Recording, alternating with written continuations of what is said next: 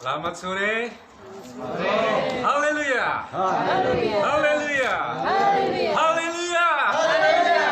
Puji nama Tuhan ya. Berarti masih kuat, sehat semua ya. Ya. Bapak Ibu yang terkasih di dalam Tuhan, pada sore hari ini kita sama-sama sudah memuji dan memuliakan nama Tuhan. Kiranya kuasa Roh Kudus yang menyertai kita, yang membimbing kita, terus beracari dalam hidup kita, untuk kita selalu memuji dan memuliakan nama Dia, Yesus Kristus, Tuhan kita. Amin. Saudara kasih di dalam Tuhan, hari ini adalah hari murid-muridnya menanti-nantikan curahan Roh Kudus. Hari ini belum hari Pentakosta, tetapi minggu depan baru hari Pentakosta, di mana Roh Kudus secara luar biasa, secara ekstra, secara besar-besar dicurahkan oleh Bapa kita di surga kepada murid-murid Tuhan Yesus yang percaya dan yang akan diperintah oleh Yesus untuk mengabarkan Injil Kerajaan Allah di seluruh dunia, sehingga mereka akan mampu kalau Roh Kudus itu turun ke atas mereka. Karena begitu Roh Kudus turun ke atas mereka, mereka mempunyai kuasa untuk memberitakan, kuasa untuk menuntaskan amanat agung Injil Yesus Kristus, sehingga supaya semua orang yang percaya diselamatkan di dalam nama Yesus Kristus. Dan berbahagialah pada sore hari ini, kita semua ada termasuk bilangan orang-orang diselamatkan oleh Kristus, karena kita percaya kepada Yesus, Tuhan yang ajaib. Saudara, berbicara mengenai Roh Kudus, ini sesuatu hal yang tidak mudah ya, karena tidak kelihatan abstrak Roh Kudus ini. Banyak orang bertanya mengenai Roh Kudus ini, seperti apakah Roh Kudus itu? Mungkin saudara juga bertanya dalam hati saudara, kok gereja-gereja Pentakosta karismatik ini kok selalu mendengung-dengungkan Roh Kudus? Mungkin saudara bertanya sudah lama dan belum ada jawaban. Karena mungkin Anda sudah malu bertanya kepada yang lain, atau saudara bertanya tidak punya jawaban yang pas. Tapi pada sore hari ini, mari kita sama-sama belajar firman Tuhan mengenai Roh yang kudus ini. Sebab Roh Kudus ini sangat penting dalam kehidupan kita sebagai orang-orang yang dikatakan orang Pentakosta. Karena orang Pentakosta itu yang sehari-hari hidupnya adalah mengutamakan peran Roh Kudus. Mengutamakan peran Roh Kudus. Karena tanpa peran Roh Kudus di dalam hidup kita, mungkin hidup kita seperti hampa ya. Karena orang-orang Pentakosta adalah orang-orang selalu mengejar-ngejar untuk dipenuhi kuasa Roh Kudus. Karena kalau dipenuhi kuasa Roh Kudus ada damai sejahtera luar biasa. Pakai damai sejahtera yang melampaui segala akal. Kalau kita diberi Roh Kudus, ya kita tidak henti-hentinya untuk memuji dan memuliakan nama Tuhan. Bahwa Roh Kudus memenuhi hidup kita. Saudara, apa Roh Kudus itu? Kita buka Alkitab kita di dalam Yohanes pasal 3 ayat yang ke-8. Saya minta salah seorang membacakan dengan keras. Yohanes 3 ayat yang ke-8. Angin bertiup kemana ia mau. Amin. Dan engkau mendengar bunyinya, tetapi engkau tidak tahu dari mana ia datang atau kemana ia pergi. Demikianlah halnya dengan tiap-tiap orang yang lahir dari Roh. Angin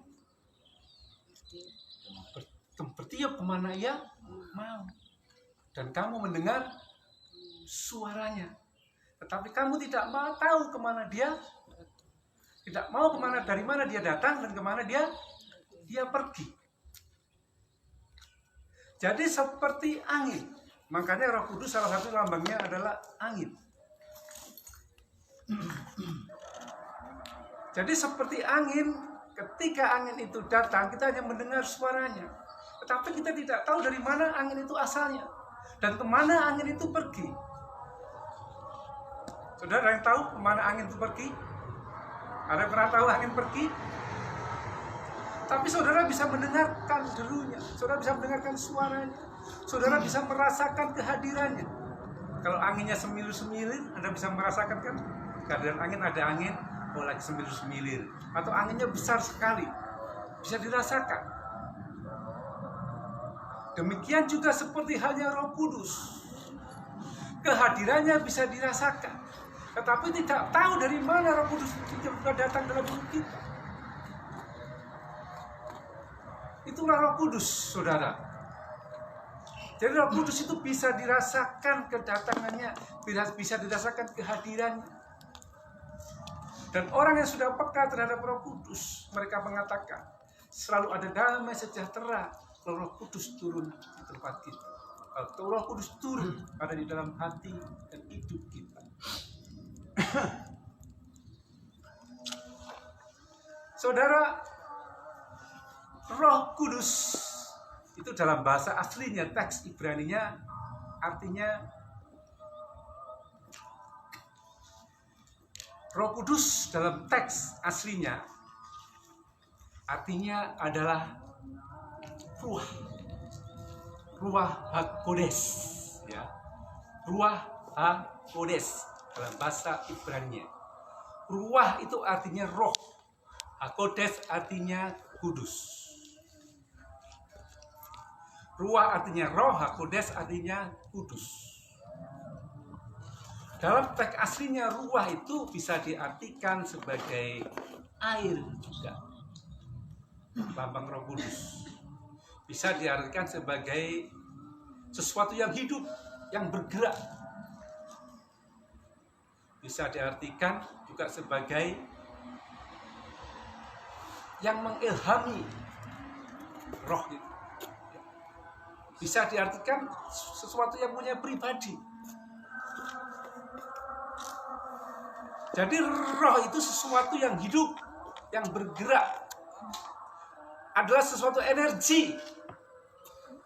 Energi dari surga tentunya. Seperti angin, air, api, itulah roh. Mempunyai energi dari surga. Jadi artinya ruah itu banyak. Tetapi di sini kita membahas Roh Kudus. Roh yang dicurahkan oleh Allah Bapa di surga atas permintaan Tuhan kita Yesus Kristus. Lebih baik bagiku pergi supaya roh penghibur itu datang. Karena kalau aku tidak pergi, maka roh itu tidak akan datang. Dia minta kepada Bapaknya, aku meminta kepada Bapakku supaya roh itu datang kepadamu. Saudara, hari Pentakosta artinya hari yang ke-50. Pentakosta itu hari yang ke-50. Kalau saudara melihat di dalam Ulangan pasal 16 ayat yang ke-10, Ulangan 16 ayat ke-10, di situ ada namanya hari Pentakosta yang dilakukan oleh orang-orang Yahudi. Jadi ini gambaran secara fisik. Dulu orang-orang Yahudi merayakan hari Pentakosta itu, dia merayakan ucapan syukur karena sudah panen raya yang melimpah. Ucapan syukur itu selamatnya itu selama 7 minggu. Jadi kalau 1 minggu itu 7 hari, kalau 7 minggu berarti 49 hari. Dan pada puncaknya hari yang ke-50 itulah yang dinamakan hari Pentakosta. Tapi sebenarnya tidak ada hubungannya antara Pentakosta Yahudi dengan Pentakosta di dalam Yesus Kristus. Hanya mengambil kalimat ke-50. Karena Pentakosta kita itu juga merayakan 50 hari setelah Yesus bangkit dari kematiannya. Setelah bangkit 40 hari, Tuhan Yesus keliling menemui murid-muridnya, menguatkan murid-muridnya supaya murid-muridnya tidak takut. Setelah itu Tuhan Yesus naik ke surga dan berjanji pada hari yang ke-10 akan mencurahkan Roh Kudus-Nya.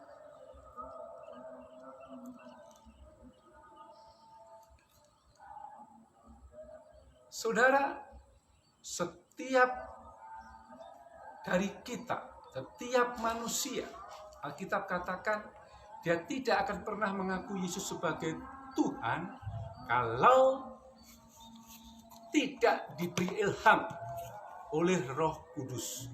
Kalau tidak didorong oleh Roh Kudus, kalau tidak ada Roh Kudus yang memberi hidayah, katakanlah. Itu bisa saudara lihat ayatnya di dalam 1 Korintus 12 ayat 3. Sudah baca 1 Korintus 12 ayat ketiga.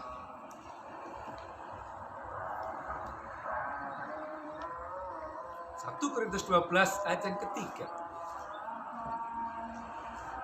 Dan tidak ada seorang pun yang menghujat Yesus kalau Roh Allah ada di dalamnya. Ya, dibaca. Karena itu aku mau meyakinkan kamu bahwa tidak ada seorang pun yang berkata-kata oleh Roh Allah dapat berkata, terkutuklah Yesus. Dan tidak ada yang seorang pun yang dapat mengaku Yesus adalah Tuhan selain oleh Roh Kudus. Tidak ada seorang pun yang ada rohnya yang mengutuk Yesus, dan tidak ada seorang pun yang mengaku Yesus Tuhan kalau tidak oleh Roh Kudus.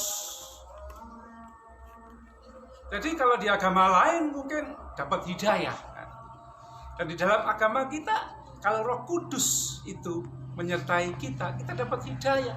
Kita dituntun supaya kita bisa mengakui Yesus Kristus adalah Tuhan. Kelihatannya sepele, saudara mengakui sebagai Tuhan, tapi itu tidak gampang. Terbukti banyak orang yang tidak mau percaya kalau Yesus itu Tuhan. Paling-paling hanya percaya Yesus itu sebagai Nabi. Jadi untuk mengakui Yesus sebagai Tuhan itu tidak gampang, saudara. Perlu Roh Kudus. Dan ini pentingnya Roh Kudus hidup di dalam kehidupan kita. Saudara, Roh Kudus itu bukan barang baru, saudara. Bukan ada di perjanjian baru saja. Di dalam perjanjian lama pun sebenarnya sudah disebutkan tentang Roh Kudus. Kalau saudara buka di dalam Mazmur pasal 51 ayat 13. Mazmur 51 ayat 13. Jangan pergi Roh Kudus daripadaku. Ada permintaan supaya Roh Kudus tidak pergi daripadaku, dari jauh. Jadi jangan dikira Roh Kudus itu ada setelah Hari Pentakosta di loteng Yerusalem. Dalam perjanjian lama sudah ada Roh Kudus itu. Bahkan Mazmur minta jangan pergi Roh Kudus daripadaku. Di dalam Yesaya pasal 63 ayat 10. Karena mereka memberontak sehingga mereka mendukakan Roh Kudus. Jadi sudah ada Roh Kudus dalam perjanjian lama, saudara.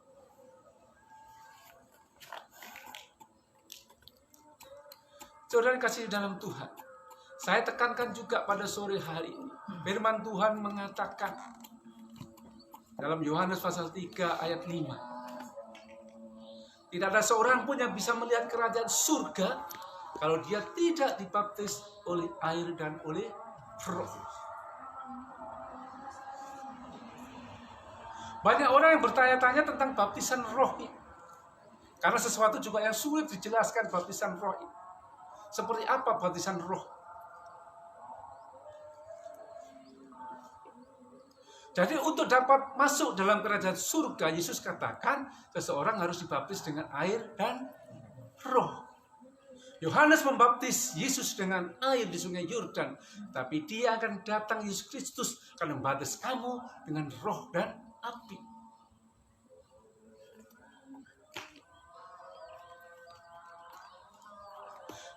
Baptis itu berasal dari kata baptisme, yang artinya adalah dicuci di dalam air. Jadi dimasukkan air, ditenggelamkan di air. Jadi yang dibaptis itu orang yang ditenggelamkan, yang dipenuhi. Kalau di Pentakosta dibaptis air itu ditenggelamkan dalam air. Harus sampai tenggelam. Setelah itu muncul dari dalam air. Demikian juga kalau dibaptis dengan Roh Kudus itu ditenggelamkan oleh Roh Kudus. Jadi seluruh hidup kita dipenuhi oleh Roh Kudus. Kalau pembaptisan air itu hanya lambang, hanya simbol bahwa kita mengakui bahwa Yesus adalah Tuhan. Dan baptisan Roh Kudus itu adalah baptisan yang diberikan oleh Roh Kudus dan Yesus sendiri. Di dalam 1 Korintus pasal 12 ayat 12-13, kita itu satu dibaptis oleh Roh Kudus dalam kesatuan tubuh Kristus. Kita dibaptis oleh Roh Kudus supaya kita bersatu dengan tubuh Kristus. Itu maksudnya. Jadi ada dua baptisan Roh Kudus, satu dibaptis supaya kita bersatu dengan tubuh Kristus. Kalau di Markus pasal 1 ayat ke-8, baptisan Roh Kudus dilakukan oleh Yesus sendiri.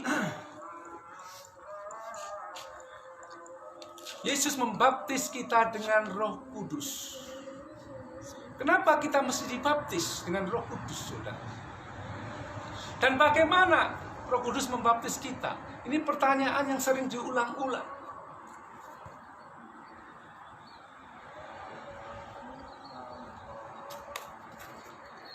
Jadi ada dua baptisan, satu Roh Kudus sendiri yang membaptis kita untuk dipersatukan dengan tubuh Kristus, yang kedua Yesus sendiri yang baptis kita dengan Roh Kudus. Lalu kapan saat kita dibaptis itu? Orang bertanya, kapan baptisan itu? Ini beda pandangan, orang Kristen saja beda pandangan tentang baptisan ini, saudara.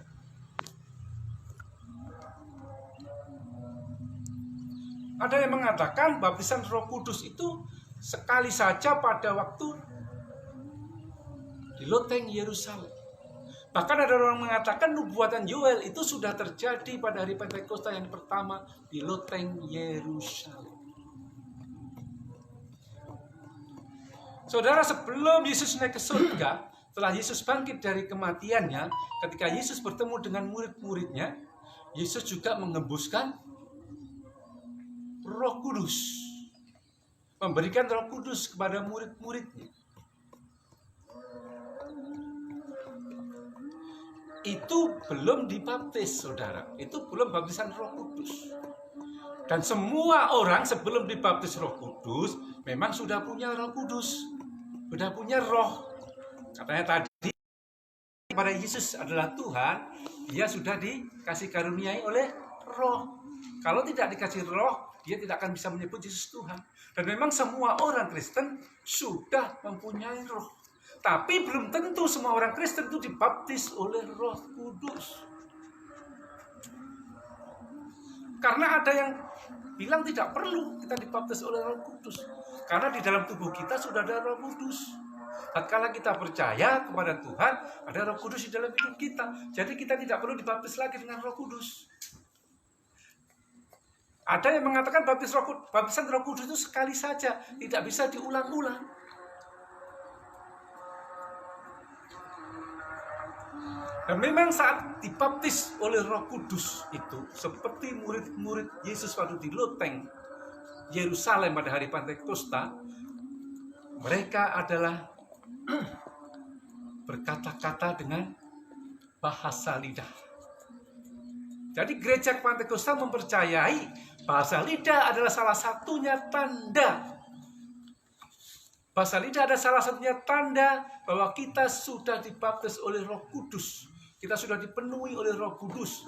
Salah satu tanda, saudara. Ada tanda lain.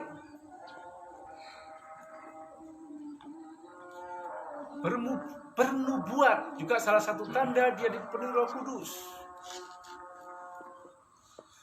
Memberitahukan atau mengucapkan kata-kata hikmah itu juga salah satu tanda.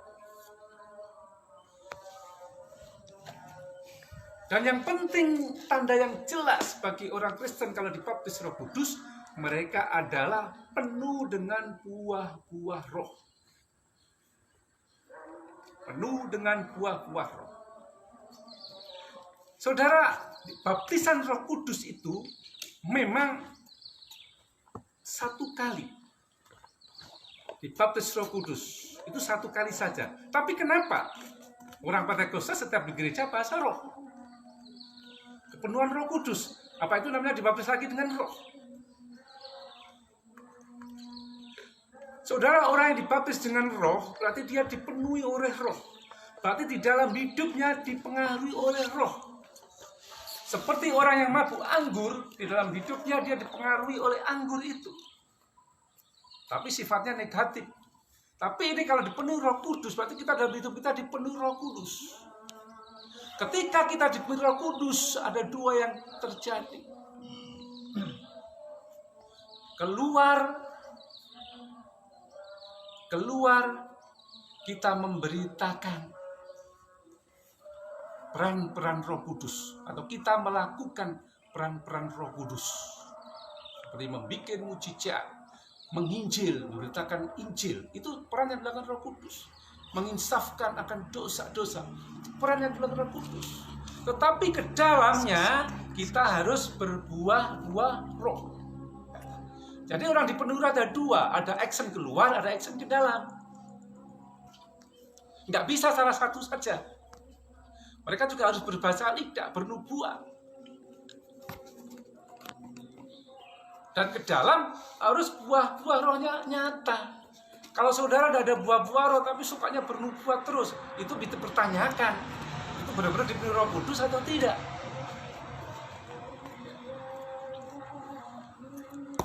Dan orang yang dipenuhi Roh Kudus bukan hanya dia menghasilkan buah-buah Roh Kudus. Ada breakthrough, ada terobosan orang itu. Ada breakthrough, ada terobosan. Seperti murid-murid Yesus pada waktu dipenuhi Roh Kudus, banyak sekali terobosan yang kuat pada saat itu. Mereka tidak punya takut, mereka tidak punya mereka selalu berani menghadapi tantangan dan masalah. Ketika dikejar-kejar oleh pasukan Romawi, dikejar oleh pemuka-pemuka Israel, ada breakthrough, ada terobosan yang luar biasa. Sebab mereka tidak berhenti untuk memberitakan Injil Kerajaan Surga. Karena mereka sudah diberi kuasa. Jadi ada terobosan. Kalau Roh Kudus memberi kuasa, selalu ada terobosan di dalam hidup kita. Itu maksudnya. Jadi orang yang diberi Roh Kudus, saya yakin bukan orang-orang yang biasa, tapi orang-orang yang luar biasa. Bukan orangnya yang luar biasa sebenarnya. Kita biasa-biasa saja. Kita semua biasa-biasa. Tetapi kuasa Roh Kudus itu yang luar biasa, saudara.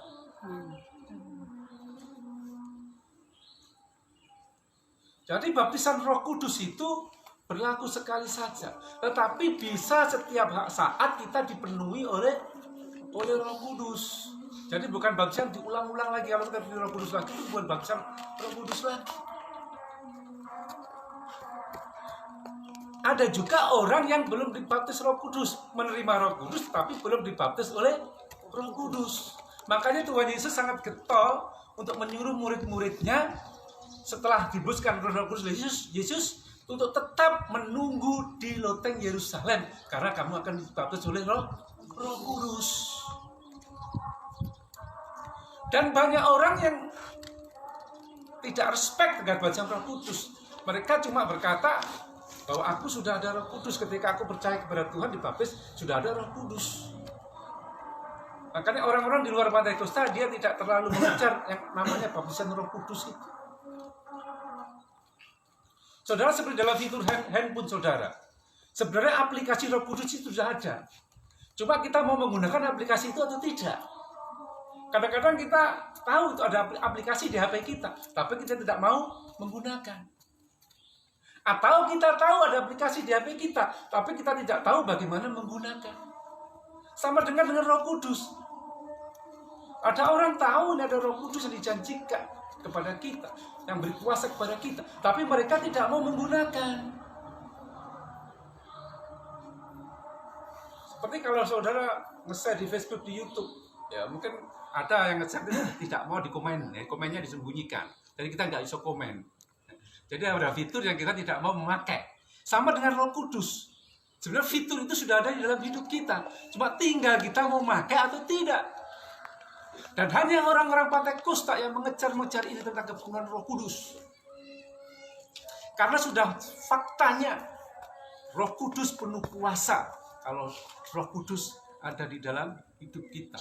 Dan bukan kuasa saja, Tuhan mengatakan akan berikan penolong yang lain, penolong dan penghibur.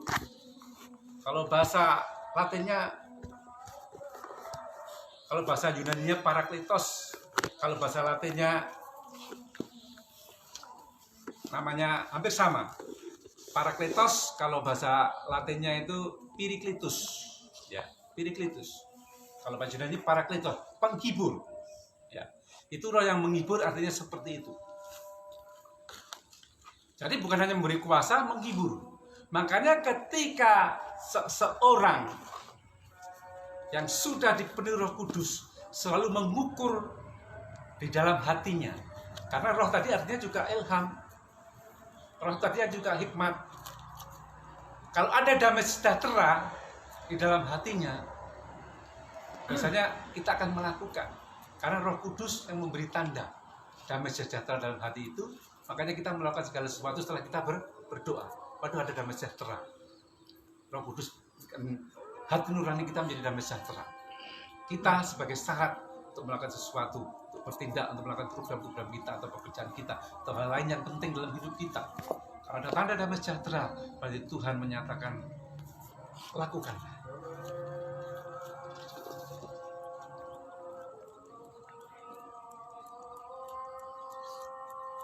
Saudara kasih di dalam Tuhan. Kalau orang sudah dipenuhi Roh Kudus seperti murid-muridnya di loteng Yerusalem, apa yang terjadi, saudara? Maka Roh Kudus itu juga bisa dipakai untuk pekerjaan Tuhan, untuk memberikan Roh Kudus kepada yang lainnya. Ketika Petrus sudah penuh kuasa di loteng Yerusalem, sekali dia berkhotbah, ada 3.000 orang yang bertobat. Gak gampang, saudara. Sekaligus 30 orang bertobat mengaku Yesus sebagai Tuhan. Kalau tidak ada Roh Kudus di dalam Petrus pada waktu itu. Jadi Roh Kudus itu kuasanya nyata. Bahkan bukan 3.000 saja, 5.000 orang juga bertobat. Oleh karena karya Roh Kudus. Ini maksud Tuhan mengirimkan Roh Kudus, supaya kita tidak menjadi yatim piatu juga. Supaya Roh itu menyertai kita.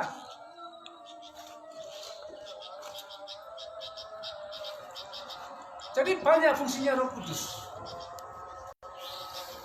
Ada 27 peran Roh Kudus itu, saudara. Kalau saudara menggali itu, ada 27 peran Roh Kudus. Ada orang yang menggali itu. Saya baca itu ada 27 peran Roh Kudus. Kalau kita di sini habis semua waktunya. Tetapi setelah mereka menerima Roh Kudus di loteng Yerusalem, apa yang terjadi, saudara?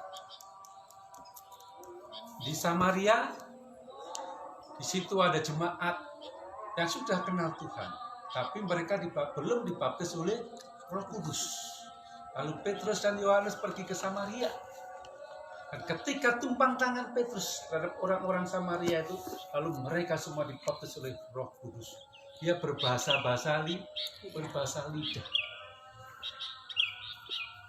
Sampai-sampai di situ ada seorang Simon yang mau membeli Roh Kudus. Aku harus membayar berapa supaya Roh Kudus itu ada di dalam tumpangi tangan aku supaya aku penuh Roh Kudus. Petrus menjawab, terkutuklah kamu. Karena Roh Kudus tidak bisa dibayar dengan uang. Roh Kudus gratis, tetapi itu atas anugerah Tuhan. Itu hak prerogatif Tuhan memberikan Roh Kudus, tidak bisa dibayar dengan uang. Jadi di Samaria itu menggambarkan ada orang yang sudah kenal Yesus, sudah percaya Yesus, tapi belum dipenuhi oleh Roh Kudus. Dan ini memang ada sampai sekarang ada orang yang sudah kenal Yesus, mengakui sebagai Tuhan, tapi belum dibaptis oleh Roh Kudus. Dan bisa ditumpangi tangan oleh orang-orang yang sudah penuh dengan Roh Kudus, supaya mereka juga dibaptis dengan Roh Kudus. Kadang-kadang mereka tidak mengerti apa itu baptisan Roh Kudus. Orang Samaria tidak mengerti apa itu baptisan Roh Kudus. Demikian juga orang-orang yang di rumahnya Cornelius. Setelah murid-murid diberi Roh Kudus, Petrus datang ke rumah Cornelius dan menumpangkan tangan di situ. Apa yang terjadi, saudara? Semua orang yang ada di situ berbahasa lidah. Berbahasa lidah. Bahasa dari Allah. Bukan orang-orang sudah percaya saja, dikatakan di situ ada bangsa lain. Ada orang yang bersunat. Siapa yang orang bersunat itu, saudara? Saudara tahu sebab orang bersunat. Bangsa lain penuh dengan Roh Kudus. Ini berarti ada seseorang yang diberi Roh Kudus sebelum dia percaya kepada Yesus. Orang lain, orang bersunat tadi, orang belum percaya kepada Yesus, tapi dia bisa langsung bahasa roh. Ini kasih karunia. Jadi dia langsung saat itu diberikan oleh Roh Kudus, percaya kepada Tuhan, dan langsung dia dibaptis oleh Roh Kudus saat itu. Bahkan mereka belum dibaptis air. Petrus katakan, kalau begitu, siapa yang melarang aku baptis air mereka? Karena mereka orang percaya seperti kita, yang sudah dipenuhi Roh Kudus. Jadi kalau zaman dahulu ada orang yang belum dibaptis air, belum dapat Roh Kudus, tapi langsung dia diberi Roh Kudus dan langsung dibaptis oleh Roh Kudus dengan bukti yang sama-sama dilakukan murid-murid Yesus. Jadi baptisan Roh Kudus bisa saja terjadi pada orang-orang yang belum dibaptis.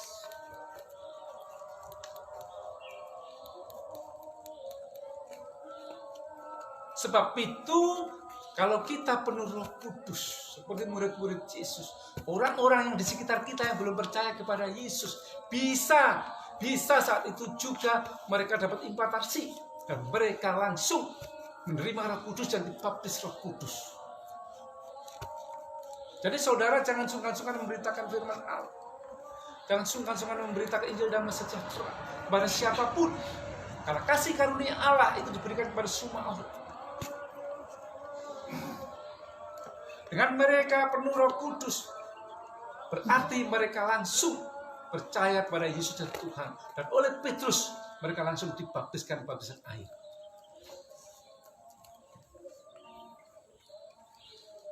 Jadi ada orang yang sudah punya Roh Kudus, tapi belum dipenuhi Roh Kudus. Ada orang yang sudah punya Roh Kudus, tapi belum tahu baptisan Roh Kudus. Bisa dibaptis dengan Roh Kudus. Tumpangi tangan oleh hamba Tuhan yang berroh kudus. Saudara bisa. Di Pantekosta yang kedua di Azusa Street, banyak anak-anak yang minta ditumpangi tangan supaya diberi Roh Kudus. Dan mereka betul-betul diberi Roh Kudus. Dan mereka berbahasa-bahasa lidah. Kemarin sudah saya ajarkan bahwa bahasa Roh Kudus itu ada dua. Glosolalia sama Senolalia. Yang glosolalia itu bahasa yang tidak dimengerti oleh orang lain, tetapi bagi orang yang berbahasa itu merasa dikuatkan, merasa ada damai sejahtera, merasa mereka dekat sekali dengan Allah. Tapi ada Senolalia, mereka bisa berkata-kata bahasa lain, bahasa asing. Contohnya, mereka sebelumnya tidak bisa bahasa Inggris, orang Afrika, tahu dia bahasa Inggris dan orang lain mendengarkan. Terjadi, mereka tidak bisa bahasa Korea. Tahu-tahu Marcel bisa bahasa Korea. Orang dia. Dan itu bisa diartikan, bukan ngawur saudara. Ada orang Korea yang bisa tahu artinya. Dan itu terjadi. Itu Senolalia. Dan ada orang yang menafsirkan bahasa Roh Kudus. Ada orang yang bisa menafsirkan bahasa Roh Kudus. Jadi bahasa Roh Kudusnya Stephen itu apa artinya? Ada yang bisa nafsirkan. Ya, mungkin itu masa depan, hari depan yang lebih baik. Bisa ditafsirkan.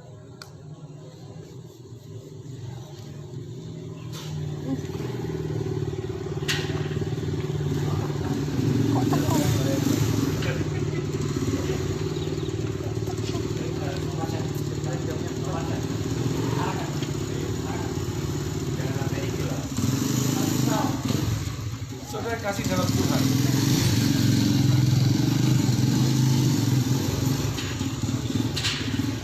jadi ketika murid-muridnya sudah dipenuhi Roh Kudus di loteng Yerusalem, Roh Kudus bisa dibagikan. Di mana saudara? Saudara loteng Yerusalem menuju ke Samaria. Kisah Rasul pasal 8, Kisah Rasul pasal 10, di rumahnya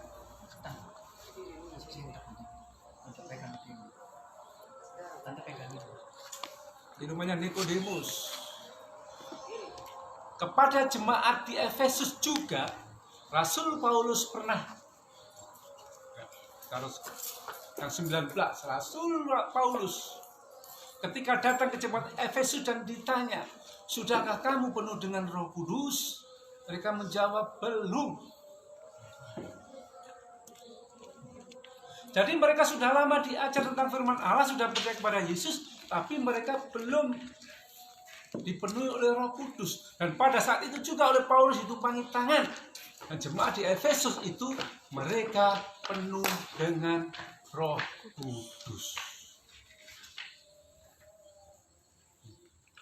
Jadi dalam Alkitab dalam Kisah Rasul yang sama, di Samaria, di rumahnya Kornelius, di jemaat Efesus, mereka-mereka yang penuh oleh Roh Kudus. Sebelumnya dia tidak mengenal apa itu Roh Kudus. Jadi Roh Kudus itu harus diajarkan. Harus diajarkan kepada setiap orang yang sudah percaya sebagai Tuhan. Kadang-kadang banyak orang tidak tahu mengenai Roh Kudus. Pikir Roh Kudus itu apa itu? Bahkan saya pernah mendengar anak Tuhan itu yang tidak senang kalau ada seseorang dia berbahasa roh. Katanya bikin ribet, katanya bikin pusing. Ada yang seperti itu. Itu anak Tuhan, saudara, orang Kristen. Mereka tidak senang dengan Roh Kudus, berbahasa Roh Kudus. Karena mereka tidak tahu apa itu bahasa Roh Kudus itu. Mereka menganggap itu cuma main-main, omong kosong, nggak ada artinya. Ngapain seperti ya, nggak ada artinya. Nggak senang ada yang nggak bilang begitu. Tetapi saudara Paulus di dalam kitabnya mengatakan,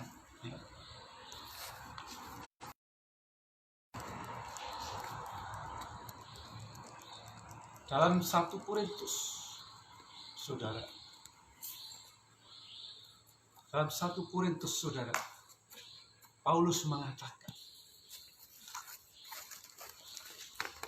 di dunia ini ada beberapa bahasa, saudara.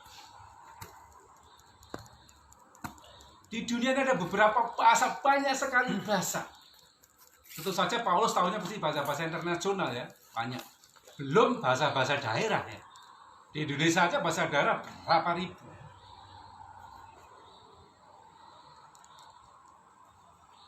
Jadi ada beberapa bahasa di dunia ini, belum lagi bahasa daerah, yang semuanya saling berbeda. Tidak ada bahasa yang sama.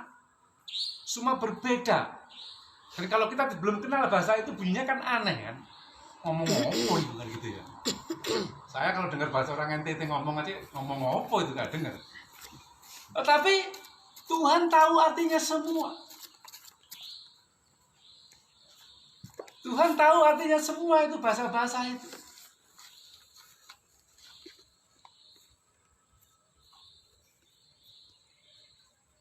Kalau kita bahasa roh, apapun yang saudara ucapkan, saya yakin Tuhan pasti tahu artinya bahasa roh itu.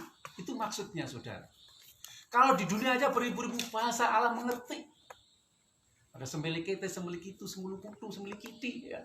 Tapi orang bisa mengerti itu artinya. Sama dengan kalau kita bahasa Roh Kudus, orang dekat kita tidak tahu, tapi yakin itu Tuhan tahu ada artinya, saudara, bahasa roh itu. Itu maksudnya Paulus seperti itu, saudara.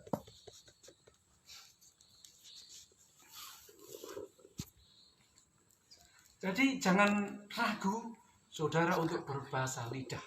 Ya. Untuk menerima bahasa Roh Kudus berbahasa lidah, jangan ragu. Karena bahasa lidah itu salah satu tanda bahwa saudara sudah dewasa dalam rohani, bahwa saudara sudah dipenuhi oleh Roh Kudus. Dan bukan hanya saja berbahasa lidah, saudara bisa keluar memberitakan itu Injil kalau saudara ada Roh Kudus di dalamnya. Saudara bisa bernubuat, saudara bisa melakukan peranan-peranan Roh Kudus, membuat mujizat, membuat kesembuhan, dan lain-lain. Tapi ingat, ke dalam, kalau saudara penuh Roh Kudus, pasti ada buah-buah roh. Orang dipenuhi Roh Kudus dikenal dari buah-buah roh. Ya, dalam Galatia 5, 22, 23 ya, buah-buah roh. Ada 9. Kasih, sukacita, damai sejahtera. Itu buah-buah roh yang dari Allah. Manusia kepada Allah. Kalau untuk manusia, hubungan dengan manusia yang lain ada 3 juga. Internal manusia sendiri juga dibagi 3. Jadi 9 buah roh itu bisa dibagi 3. Yang satu untuk Allah. Yang kedua, hubungan manusia dengan manusia. Yang ketiga, untuk internal diri kita sendiri.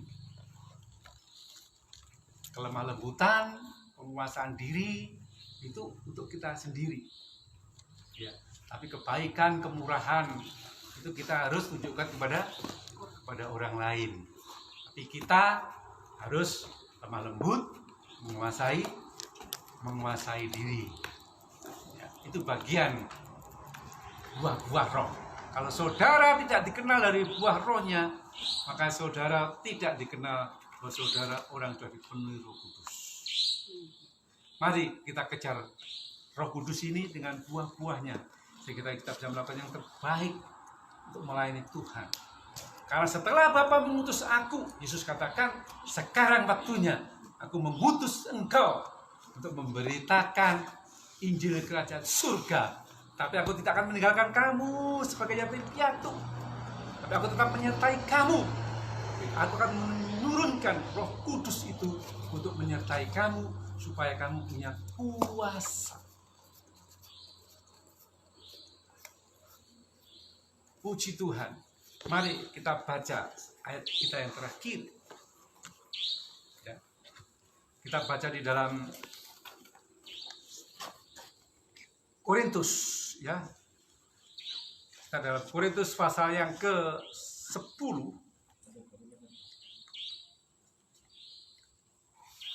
Ayat yang ke-18.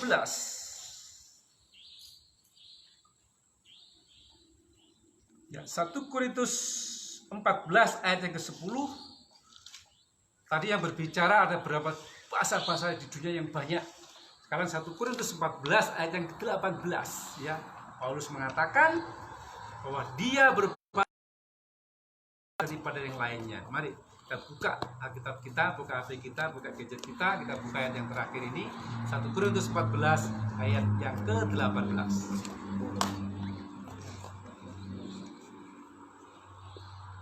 Ya, 1 Korintus 14 ayat yang ke-18. Udah? Oke. 1, 2, 3. Aku mengucap syukur kepada Allah bahwa aku berkata-kata dengan bahasa roh lebih daripada kamu semua. Aku bersyukur kepada Allah bahwa aku mengatakan bahasa roh lebih dari kamu semua. Nanti Rasul Paulus memberi contoh teladan kepada kita untuk kita tidak ragu-ragu berbahasa roh. Karena Paulus sudah berbahasa roh lebih daripada kita semua. Pernyataan Paulus juga menggoda kita. Ayo mari kita juga seperti Paulus meniru yang baik. Baik kita tidak ragu-ragu untuk kita minta kepada Tuhan dikirimkan Roh Kudus itu. Dan orang yang dipenuhi dengan Roh Kudus salah satunya adalah berbahasa-bahasa dengan bahasa-bahasa lidah. Ya, bahasa-bahasa roh dikatakan. Ya. Amin. Tuhan memberkati.